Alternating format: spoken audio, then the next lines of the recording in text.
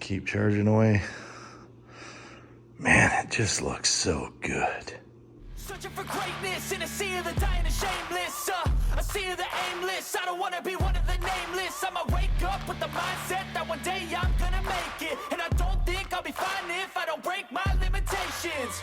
Don't try to stop me, I exist to write my own story. So it's kind of an exciting day in the shop today, guys. I have been waiting on one particular package for quite some time to kind of continue the old Tacoma 1-ton taco swap, and that's this box right here. Barnes 4-wheel drive steering components. Yeah, beef, it's heavy. So hopefully the other delivery service comes today. I'm waiting on a drill bit so I can drill the stuff's falling out of the box. Waiting on a drill bit so I can drill the holes in my wheel hubs, unit bearings for the wheel studs. So I bought all new replacement wheel studs just because I didn't want to have issues with threads, issues with using the used wheel studs after pushing them out, not having the splines have enough bite and having them spin on you when you go to tighten them. However, I didn't know ahead of time that the wheel studs require a very specific size drill bit to press them back in.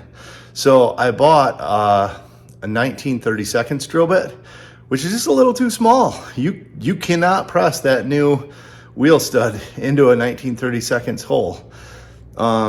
Wasn't smart enough to grab my calipers ahead of time. I just eyeballed it and grabbed what was close, and it's close, a 1/64 of an inch close. So I had to special order a 39/64 drill bit, which is supposedly like the exact size according, if you actually use a set of calipers, that I need to drill these unit bearings so that I can press the wheel studs in. So that's also supposed to be showing up today.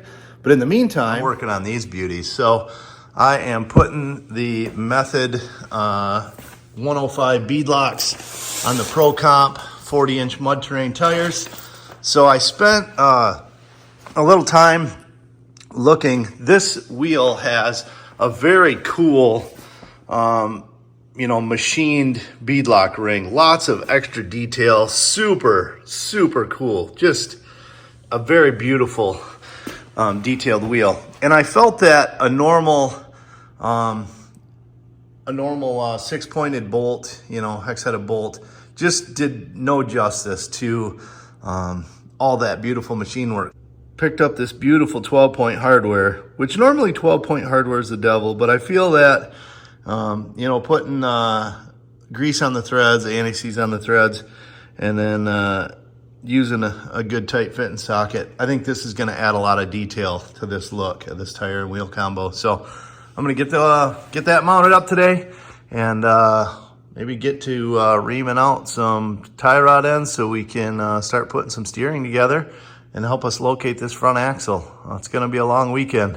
Let's get started. All right, so I've got a valve stem tool to pull that new valve stem in, some valve stems that I picked up at the local Tractor Supply, the hardware that I had showed you, and yeah, I'm gonna grab a little dish soap.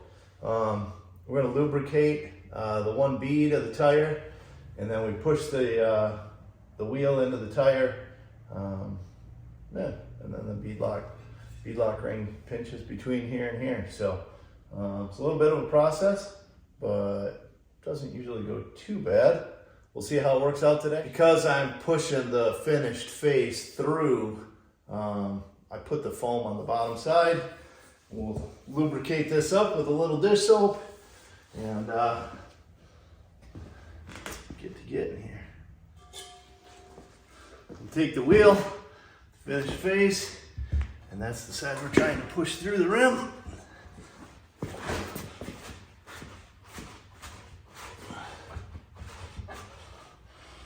May have to grab a little pry bar.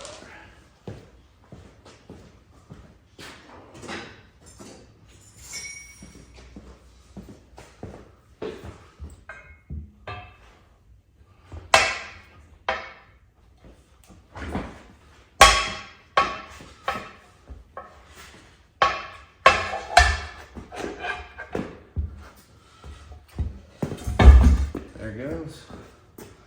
Cool.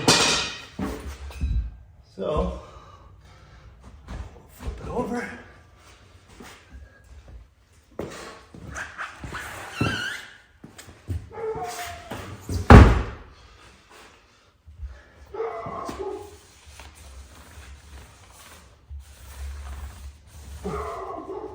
And let's not forget to put our valve stem in.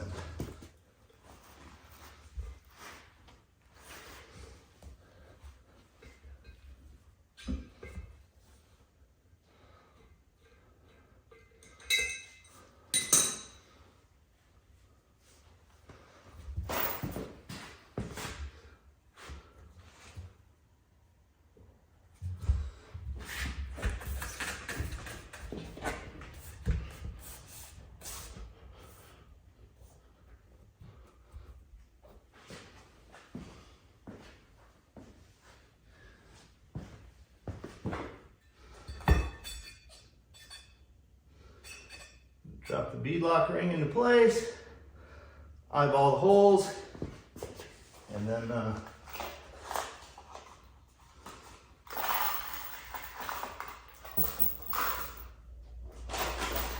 install some hardware.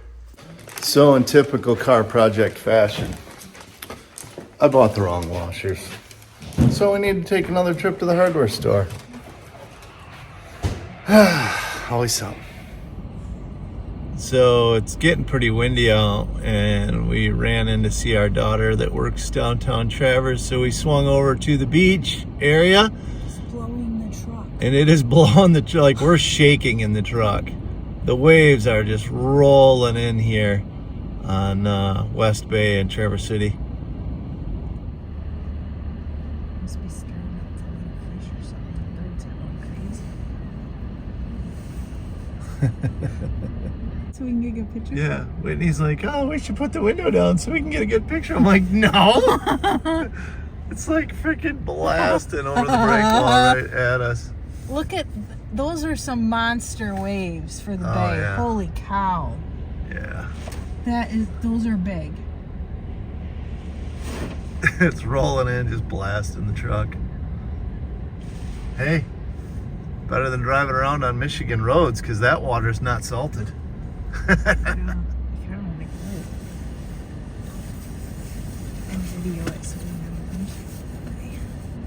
Kind of reminds me of when we were in Las Vegas like 20 years ago, and the fountains in front of the Bellagio. It's just the way the water just keeps breaking against that wall and shooting up is super cool.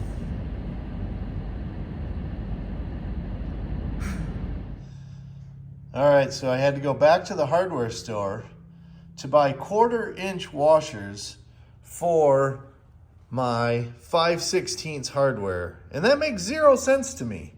So the hardware that I have, the bolts that I bought are 5/16 by 1.25 inches. And so when I went to the hardware store before, I wanted the kind of golden colored zinc bolts. Or washers, I'm sorry, to match the bolts. So I bought these Midwest Fastener washers, and the previous ones I bought were 5/16. And they were super loose, sloppy on the bolt. And I thought, well, that's really dumb. Why would they be so sloppy? So I went back and I picked up the 1/4-inch one. I took the bolt with me. The 1/4-inch one fits fairly tight on the 5/16 bolt. And so I just got home and I'm like, why is that? That seems crazy to me. Why would that be so different? And so I'm gonna line this up and see if I can hold it and hold still. But yeah, the 1/4-inch washer, stamped 1/4-inch, is actually 5/16 in the center. So if you want your Midwest Fastener washers to fit whatever you're doing, apparently you got to buy a size smaller than what you actually need, which seems stupid to me. I don't get it. But anyway, such is the world we're living in, right? You can pick what you want and be what you want to be, and everybody's just got to deal with it, I guess. So now that I have a washer that fits tightly to my 5/16 bolts. Let's get back to putting this thing together.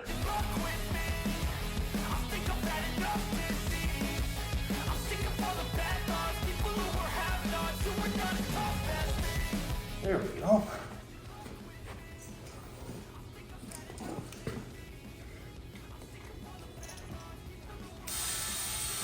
Just like that. Use the weight to our advantage. We'll get this tire seated on the inner bead.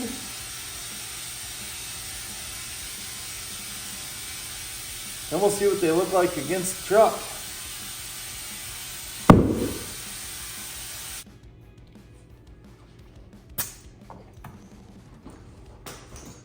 All right.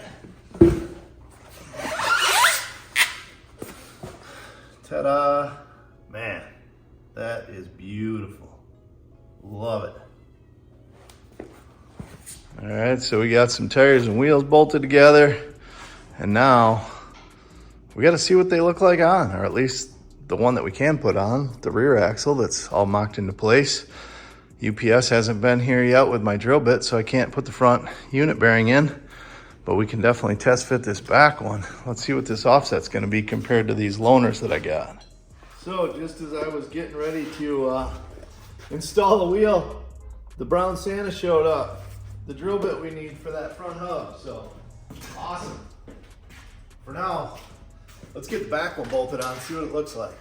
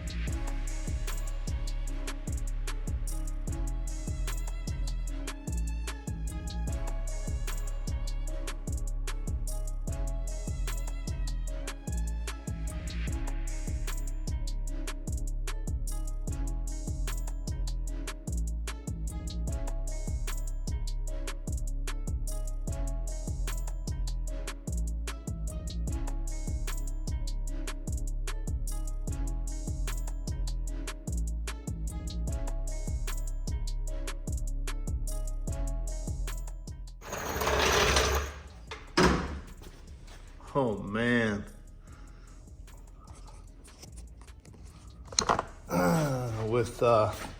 So the front's still just sitting on there, but just to get an idea of how far out from the body that 17x9 minus 38 offset with a 43 1350 tire sits outside the body, that 14 bolt rear axle. That looks tough. Oh man, does that look cool?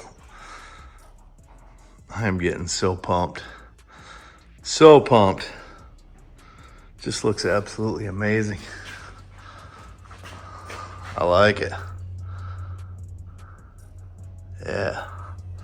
So, plan is, take some measurements, but the plan is some fiberglass box sides and fenders to come out and cover that big old meaty tire.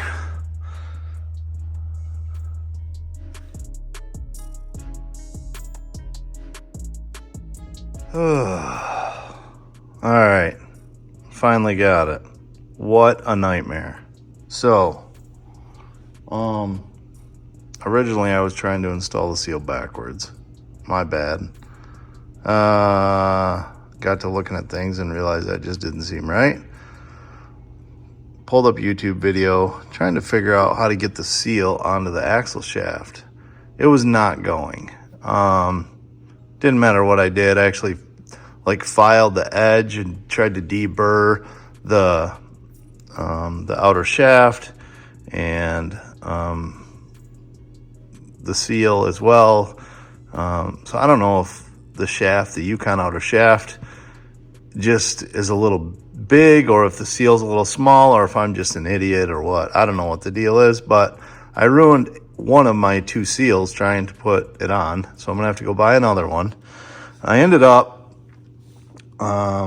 watching somebody else's video and making this tool which doesn't exactly fit tight.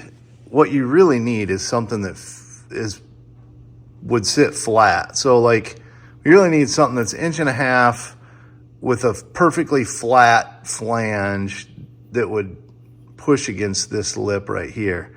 So this tool pushes a little bit outside of that, and it did slightly cone this piece, this washered piece a little bit, but I think it'll be fine.